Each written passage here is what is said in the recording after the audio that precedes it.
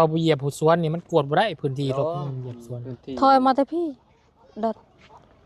ฮะคือเก่าคาต่อไม่ต้นว่าเบิ่งราคาเท่าไหร่เอา3 ล้านฮะ3 ล้านได้เห็นบ่ว่าแล้วปรับลงระดับเอาว่าแล้วระดับล้านครับบ่รู้ก็เอวขึ้นก็ได้แล้วเนาะผมพัดเสียดายพักต้องฮือพักออกหมดเนาะแล้วครับตอนนั้นเจ้าบ่โทมมันเนาะตอนนั้นบ่ยาว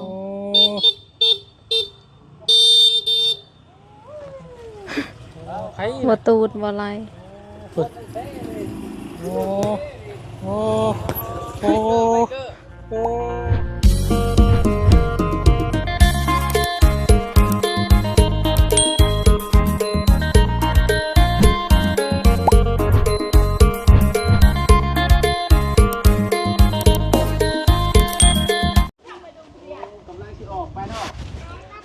เอาพี่น้องเลยแท็กเตอร์จอดหน้าเฮือนของหัวมาให้อาเป็นซอยมาลงมาเบิ่งก่อนเนาะเขาบอกเราคุงราคาดูจะขอจะมายัดเวลาไปพุ่งไม่ตายไปมาเดี๋ยวให้จับล้านให้10 ล้านพอเฮ้ย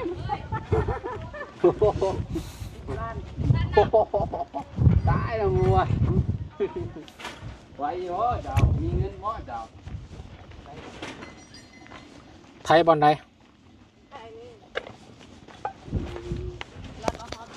หัว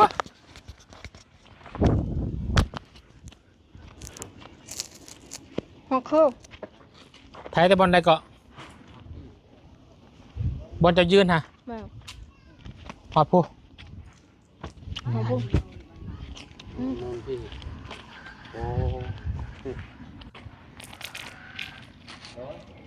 รถเราสิไว้อยู่บ่เด้เทคเตอร์เรา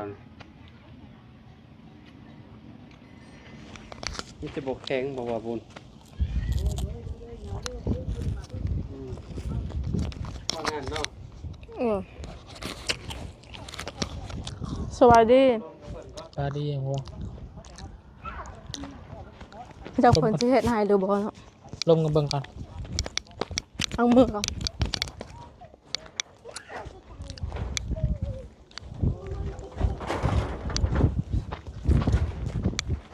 จากนี้ของอาจารย์ลาวยืนนี้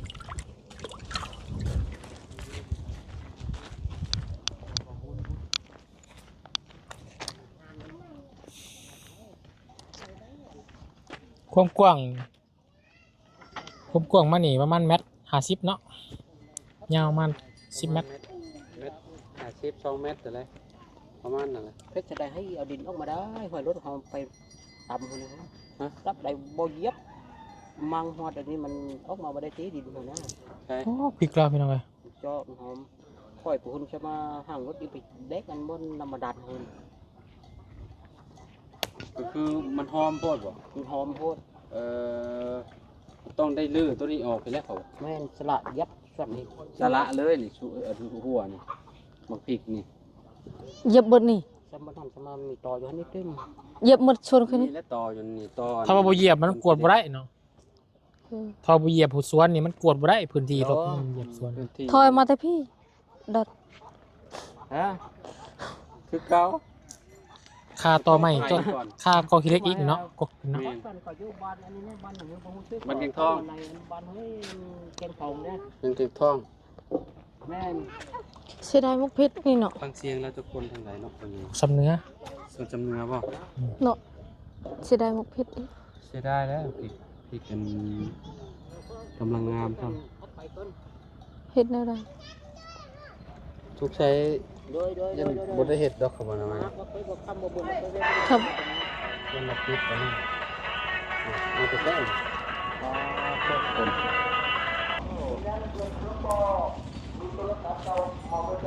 ตอนนี้ซื่อ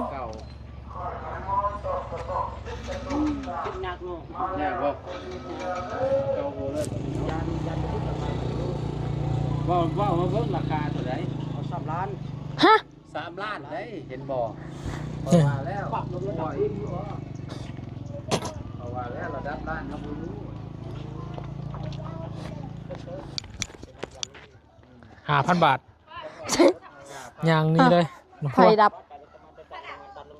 เจอคำนี้เข้าไปอย่างนี้เลย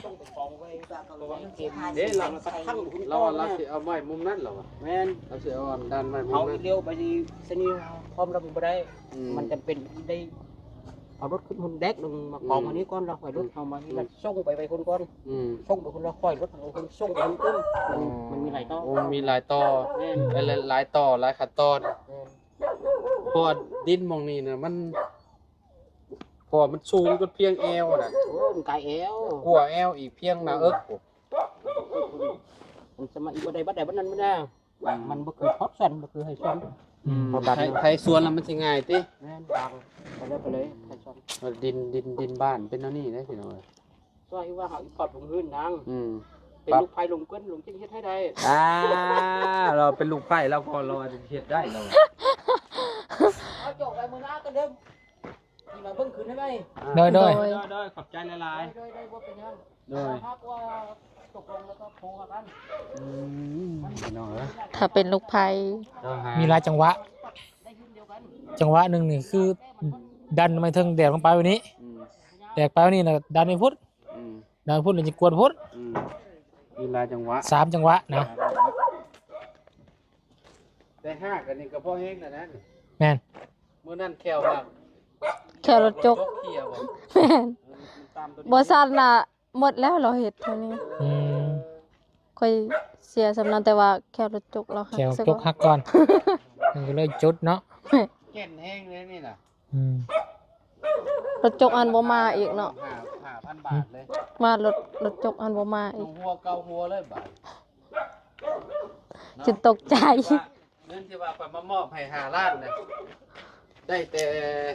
ได้แต่ปรับค่าดิน ค่าดินปั๊บนี่แหละเสาอะได้อยู่เสาแต่พวกทรายพวกนี้สิบ่ได้มาแล้วได้ ปรับบ่ได้ ฮะ ปรับบ่ได้แล้วจะได้เงินเอา เพราะ ไว้ เราสิรุดเราดูอายุทำเบิ่งฟังเบิ่งพอสิรุดอายุแต่เบิ่ง ได้อยู่แต่ว่าวันนี้เราติดเวียกน่ะ แม่น เราไปเลยติดเวียกติดเป็นภารกิจหมองทางอื่นก็ไปแล้วเราเอาหยอกอยู่ได้กินนี่เราเป็นลูกไผ่คอยก้อนเราบางทีรถให้ได้เราโอ้ขักนี่ก็ทางยังไงเนาะ พี่แต่ว่าค่อยๆเป็นลูกไผ่เขา มีลูกไผ่มันก็เฮ็ดให้ฟรีแล้วเนาะสิรุดนี่ยัง จิตรุดยังเห็นในฟรีเจ้าก็ว่าคอยเห็นหน้าลูกชายเจ้าก่อนเจ้าว่าลูกชายเรามานำมาจากเนาะ บ่ คนแถวเหนือแถวหยังพุ่นได้พี่น้องอันน่ะเว้าซั่นไปซั่นหนึงบ่ได้ฮู้ความบ่ได้รู้จักกันได้ อืม เวลาเพิ่นเว้ามา ฟังบ่ แบบแบบนี้นะมีเจ้าเดียวนี่บ่ แม่น อ๋อบ่คันนี้มีรถอันอิหยังวะรถแมคโครเนาะ แม่น พิ่น แต่เราบ่ได้เข้ามาแล้วเลย มันสิง่ายอยู่ แม่น เพิ่นเอาอันมือจกปวดลงไปนี่ได้พี่น้องเอ้ยเนาะสิง่ายอยู่อันนี้รถแท็กเตอร์มันมีหลาย สิได้ ขั้ ตอนนั้นเฮ็ดตอนนั้นบ่เฮ็ดบาทเดียวเนาะมักจกมักเสียก่อนบ่ มัน จกหัก แค่มันหักก่อน แถวหน้าก่อนติ แม่น โอ้เนาะ แก่ตัวเดียวก็เนาะเกือบได้เบิดเนาะ แม่น โอ้คักอยู่ได้เนาะ ถ้าแค่บ่ได้หักหมดเลยเราเฮ็ดแถวนี้เบิด อืม แต่ว่าอันนั้นแค่รถจก มัน หัก ง่ายกว่ารถอัน เราตักช่องเทื่อหำก็เบิดแล้วนี่ รถจกเนาะ อืม มันตักอยู่ประมาณจักเทือน 2 เทื่อ สอง 3 สาม เทื่อ เทื่อก็เบิดแล้วดินตัวนี้น่ะก็ลงเบิดแล้วแหละบ่ได้ยากดอกนั่น 3 ล้านบ่ติ มีแต่หาจกมา ขุดเอา ขุดเอา ดินตัวนี้มันแข็งบ่เนาะ มันยามพ้นบ่เลยจะแนมว่ามันยังบ่ได้ตั้งเสายามพ้นขุดเอาบ่ไหวดอกเนาะเพิ่นสิได้พี่น้อง ว่าสิเฮ็ดอยู่ทางหันมันก็ติดทางโพด6เสาเนาะ อืม ติดโพดบ่บนนี้มองหน้าบาทนี่ ความคิดข่อยน่ะข่อยให้ถมหันก้อนเขาว่านี่ผมมอง นี่มองนี่เอาออกตัวนี้ มันติดทาง ทางโพด 6เสา6เสามันก็ติดทางโพด บ่ได้มันไกลโพด นี่ ติดทางพวกคนกุ้ม มันก็ติดทางโพด สิเฮ็ดวงนี้ก็ต้องทมตัวนั้น นี่อันนั้นสิเฮ็ดน่ะสร้างดินมาถมให้มันเปียงนี่ ช่องรถก็เต็มแล้วนี่ ไปหั่น ส่งคันรถ ตั้ง 2-3รถนี่รถละ500,000นี่ รถ ล้านห้า ล้านห้า อืม เพราะ ถมตัวนี้ ดีกว่าไปจกตัวนั้น แม่น เนาะ แม่น ถมอยู่นี่ดิ สิทมตัวนี้อีก ทมตัวนี้ก็พอ บ่วันแสดงว่าเราสั่งก็มีดินบ่ อืม นี่ถมอยู่นี่3บ่เกิน3รถ 3รถ พอดีเลย รายรถละ500,000นะเท่าจะได้ ตีใส่500,000ก่อนก็ได้ อื เนาะ ม ยันว่ายัน ต้องเอาออกก้อนนี้เนาะ ยั หากอันนี้ ต่อออกอยู่แล้ว ต้มก็ต้องเอาออกอยู่แล้ว เจ้าจูดถิ่มนั่นแหละแต่ปลุกอยู่นี่ก็โอเคเด้ อืม นี่เฮาสิเฮ็ดได้นี่ โอ้ส่วนออกเลยเนาะ ชวนออกชวนปลาบ่ได้บ่นึง ขึ้นเลย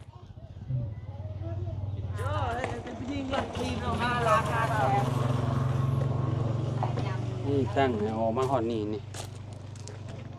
เนาะบ่าวเนาะ อืมประมาณนั้นแหล้ว โอ้กวางบ่กวางกวางบางนี้เอง ต้องตัด กวางบ่ฮอดอยู่บ่งานนี่ ตัดเบิด โอ้ยมันแย่งต้นไม้นี่บักถิ่มนั่นแหละ อืม นี่จากนี่ไปเอาชั่วโมงว่าเสาหนึงตรงนี้เอาตัวอยู่นี่บ่ ประมาณนี้ให้มันตรงใส่ค่าเลยนะ ราคาเลย ให้มันตรงใส่ค่าตัวนี้ อ่า ใส่ค่าตัวนี้ตกใส่ไว้พุ่น เวลาน้ำไหล บ่ให้มันเปียกอยู่เลยนะ แต่มันไหลลงไปพุ่นเลยน้ำเนาะ แม่น อืม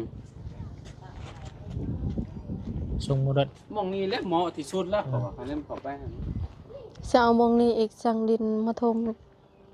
อืม ตัดสินใจเอา วงนี้แล้วก็ ห ว่า ลายเทื่อแหละ โดยมองนี้แหละ หลายเทื่อได้ถาม FC อ่ะอืม มองนั้น ตารางเครื่องกับป้ายเป็นน้องยามันดอกคุณคุณไรของคุณ อืม วงนี้แหละคุมวงหันขึ้นมา โอ้ก่อขึ้นนี่มันก็พอแห้งอ่ะนะนี่ ก็เอวขึ้นก็ได้แล้วเนาะ อืม ทมพัดสิได้พักต้องฮือพักออกหมดเนาะ นี่ออกแล้วครับตอนนั้นเจ้าโบโทมมันเนาะตอนนั้น อืม โทมมันก็แข็งแต่เฮิงแล้วบาดนี่ก่อน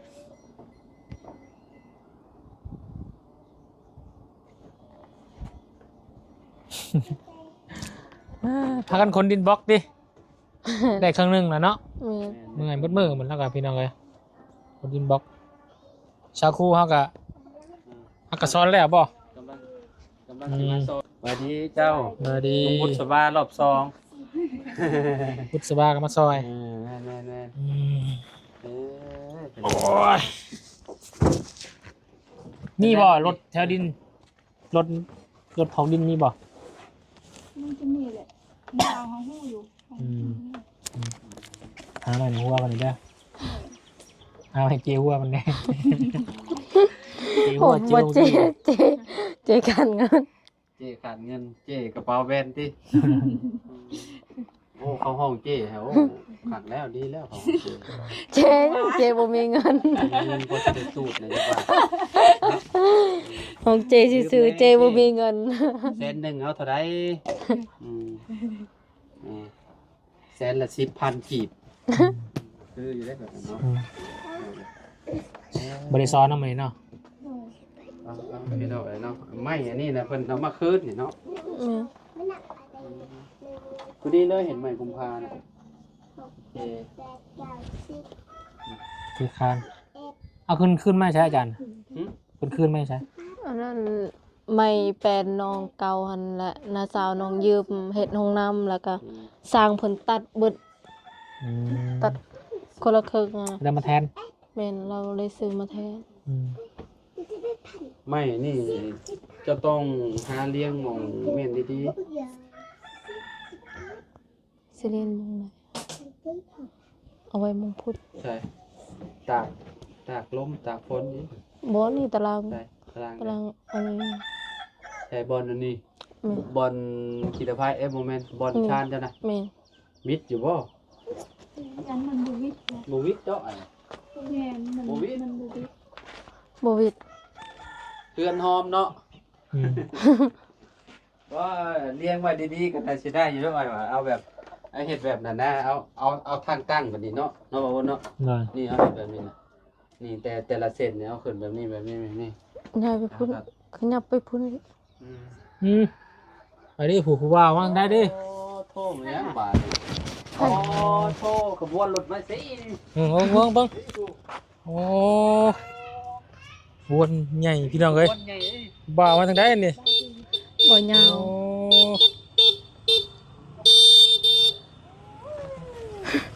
ใคร บ่ตูดบ่ไหล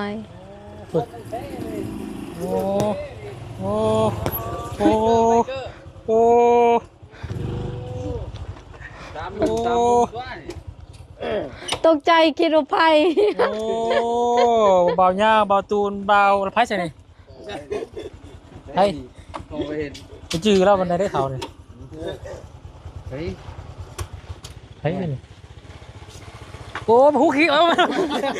บ่ไรไป สบายดีเด้อฮักเอาห่อรถอีกเนาะ ถึงไหนกระทึกแล้วบ่ขี่บ่เครื่องแก้ต้องแบบเอ้ามีขี่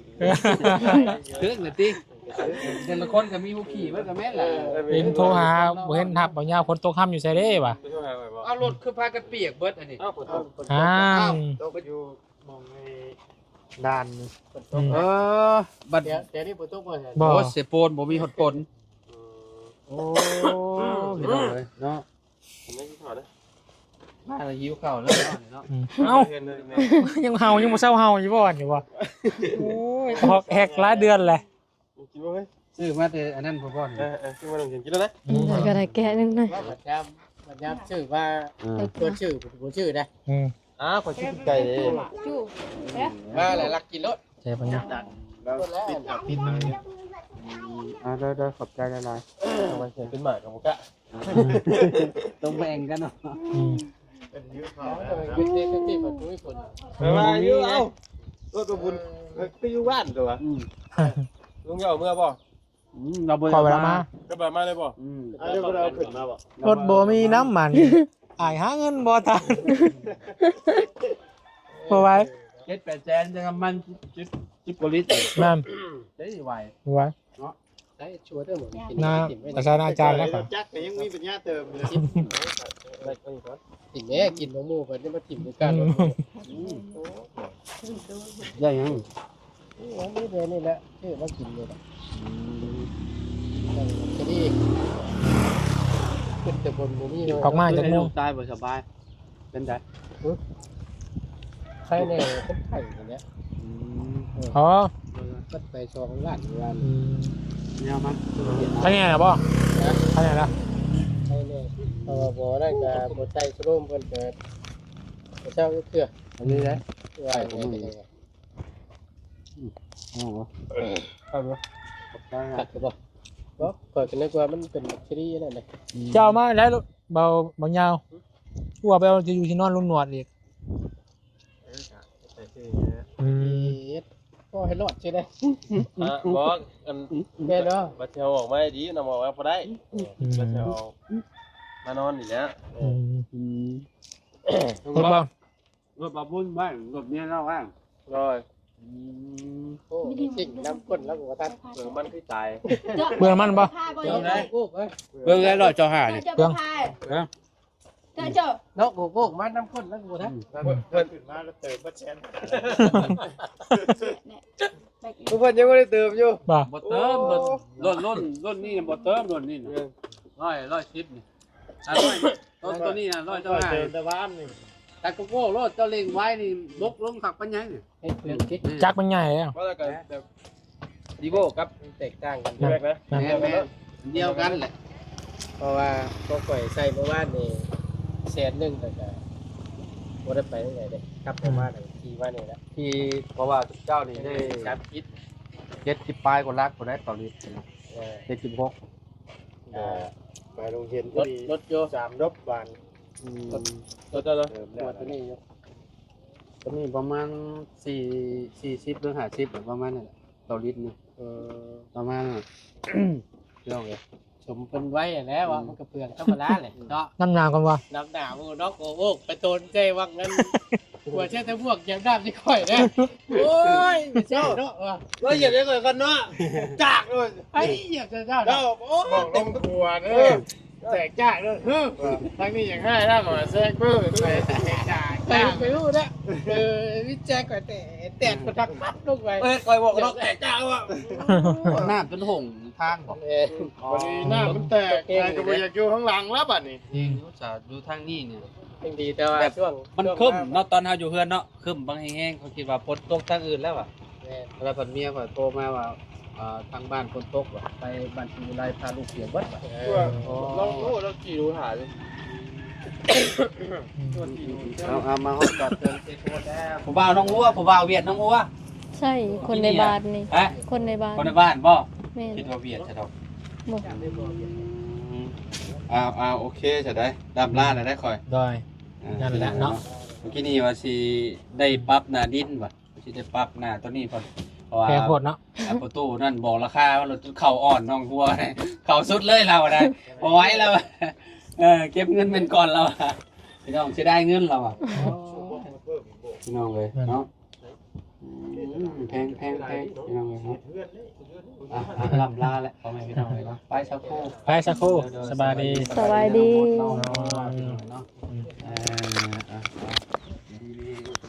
เอาพี่น้องเลยเนาะพอดีทีมงานมาฮอดเลยพอดีในเวลา3 โมงอันนี้เด้อสาวหนุ่มสุ่มใจไปพี่น้องก็จะดีไม่แห้ง